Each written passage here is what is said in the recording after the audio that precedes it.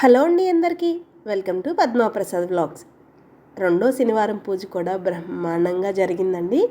యథావిధిగా ముందు తులసమ్మని పూజించి ఆ తర్వాత ఇంట్లో ఎప్పుడు నిత్యం పూజ చేసుకునే సోమవారందరినీ కూడా మంచిగా పూజ చేసుకొని ఆ తర్వాత కింద ఆ వెంకన్న బాబుని లక్ష్మీదేవిని కూడా పెట్టి మనస్ఫూర్తిగా ఇదిగోండి ఇంత బాగా పూజ చేసుకున్నాను. పూజ చేసుకుంటే ఎంత ప్రశాంతంగా అనిపిస్తుందో కదండి. అసలు మనసుకి ఎంత హాయిగా అనిపిస్తుందో ఆ తృప్తి మాటల్లో చెప్పలేము.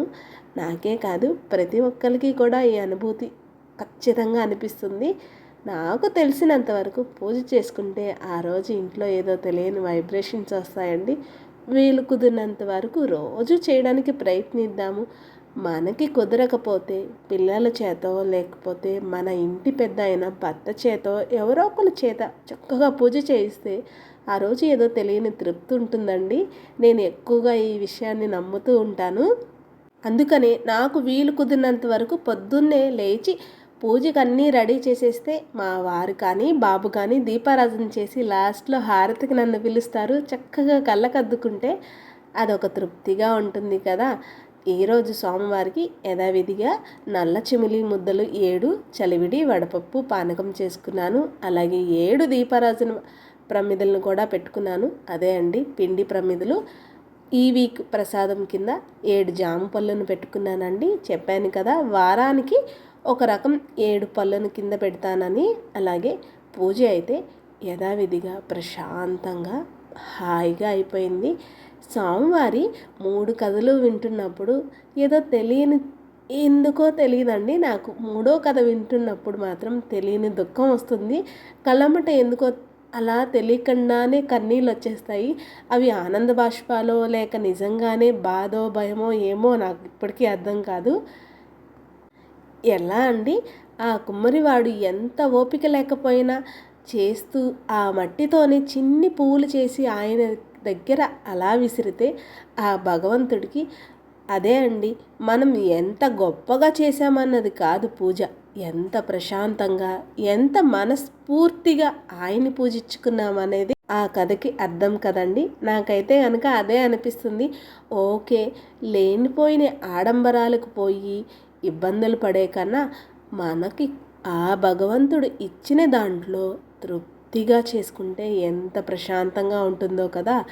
3 కథలు చక్కగా విన్నాక లక్ష్మీ అష్టోత్తరం అలాగే విష్ణు సహస్రనామాలు కూడా కంప్లీట్ చేసుకున్నానండి. నాకు ఈ పూజ ఇంచుమించుగా ఆ 3 కథలు విని విష్ణు సహస్రనామాలు లక్ష్మీ పూజ చేయడానికి 1.5 గంట దాకా పడుతుంది. వేకుజామునే ఇది 4-3కే లెగుస్తాను. మీరు ఏమైనా అనుకోండి, నా వీలుని బట్టి. నాకు పిల్లలు స్కూల్కి వెళ్ళాలి, కుదిరితే మా వారు ఆఫీస్కి వెళ్ళాలి ఆ రోజు, లేదంటే మళ్ళీ నేను బయట గుడికి కూడా వెళ్తాను కదా. మీ అందరితో కూడా చెప్పాను కదా లాస్ట్ వీకే వాడపల్లి కూడా వెళ్తున్నానని. చక్కగా స్వామివారికి పూజ అయితే కనుక ఇలా వేకుజామునే లేచి ఇల్లంతా శుభ్రం చేసుకొని ముందు బయట తులసమ్మకి ఇంట్లో దేవుడి దగ్గర చేసుకొని ఈ పూజ చేయడానికి నాకు అంతా అయ్యేసరికి 6:30-7 అవుతుంది. మీరు ఇక్కడ ఒకటి గమనించారా? చూడండి, నేను ఇక్కడ హారతి ఇస్తే స్వామివారి వెలుగు ఎంత బాగుందో కదా. నేను కూడా ఇప్పుడు దాకా గమనించలేదండి. ఈ వీడియోకు వాయిస్ ఓవర్ ఇస్తున్నప్పుడే చూశాను. నాకు కళ్ళమ్మట నిజంగా నీళ్ళు అలా వచ్చేసాయి. అంతా స్వామివారి మహిమే. తర్వాత యథావిధిగా వాడపల్లి వెళ్ళి అక్కడ కూడా 7 పిండి ముద్దలు చేసి చిన్ని గణపతిని చేసి చక్కగా పూజ చేసుకున్నాను. స్వామివారికి హారతి ఇచ్చి అద్దుకోండి, హారతి మీరు కూడా అద్దుకోండి. అన్నీ 7-7గా చేద్దామని అనుకున్నానండి. 7 శనివారాల వ్రతానికి ఈ వీక్ మా వారు కూడా నాతో జాయిన్ అయ్యారు. చక్కగా వెంకన్న స్వామి దర్శనం కూడా బ్రహ్మాండంగా జరిగింది. 2 సార్లు వెళ్ళానండి దర్శనానికి. చక్కగా పూజ ఎంత బాగా చేసుకున్నాను కదా. రిటర్న్లో వస్తున్నప్పుడు అదేమిటో తెలియదండి, సడన్గా వాన పడ్డం మొదలుపెట్టింది. ఇవాళే కాదండి, నేను ఈ వారంతో 3 వారాలు అవుతుంది వాడపల్లి స్టార్ట్ చేసి. 3 వారాలు వాన పడుతూనే ఉంది. ఏదో ఒక టైంలో ఆ చినుకు మా మీద పడుతూనే ఉంది. అంతా దేవుడు ఆశీస్సులనే నేను నిజంగా నమ్ముతాను. వాతావరణం బాగుంది కదా, వ్యూ చాలా బాగుందని తీశాను.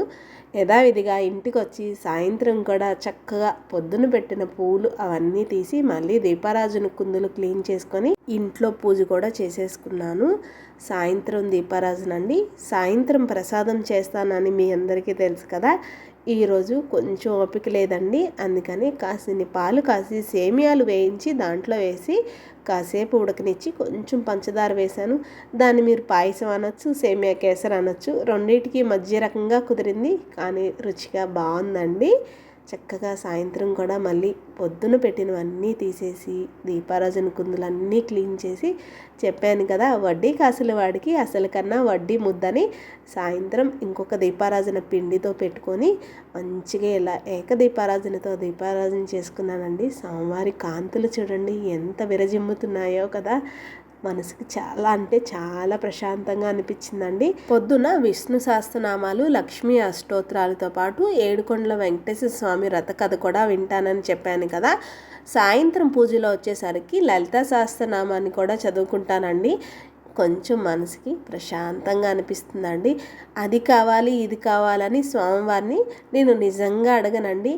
ఎందుకంటే మనకి ఏం కావాలో ఏం వద్దో అన్నీ ఆయనకి తెలుసు, అంతే కదా. మనం ఏం కావాలని అడిగి అరిచి గీ పెట్టినా మనకి ఏది దక్కిద్దో అదే ఇస్తాడు ఆ భగవంతుడు. మనస్ఫూర్తిగా సాయంత్రం పూజ కూడా ప్రశాంతంగా చేసుకున్నాక స్వామివారికి హారతిని కూడా ఇచ్చాక కాసేపు ఆయన దగ్గర అలా కూర్చొని ఏది ఏమైనా గోవిందా నువ్వు నా చెయ్యి వదలొద్దు అని అడిగితే చాలండి, ఆయన ఒక చిన్న చిరునవ్వు నవ్వుతాడు. చాలు, మనసుకి ఎక్కడ లేనంత ఆనందం వస్తుంది. స్వామివారికి సాయంత్రం కూడా ఇలా హారతిచ్చి పూజని ప్రశాంతంగా కంప్లీట్ చేసుకున్నాను. నచ్చిందండి మీకు ఈ వీడియో? అయితే లైక్ చేయండి, మన ఛానల్ని సబ్స్క్రైబ్ చేసుకోండి. నేను చేసిన పూజలో ఏమైనా తప్పప్పులు ఉంటే నాకు తెలియచేయండి. 3వ వారం పూజలో అటువంటివి లేకుండా చూసుకోవడానికి ప్రయత్నిస్తాను. ఈ పూజకి ముఖ్యంగా కావాల్సింది మనశ్శాంతి, మనసుకు ప్రశాంతంగా ఉండాలని. అప్పుడే పూజని మనం చక్కగా చేసుకోగలుగుతాము. స్వామివారి ఆశీస్సులు కూడా బ్రహ్మాండంగా పొందుతాము. ఉంటాను మరి.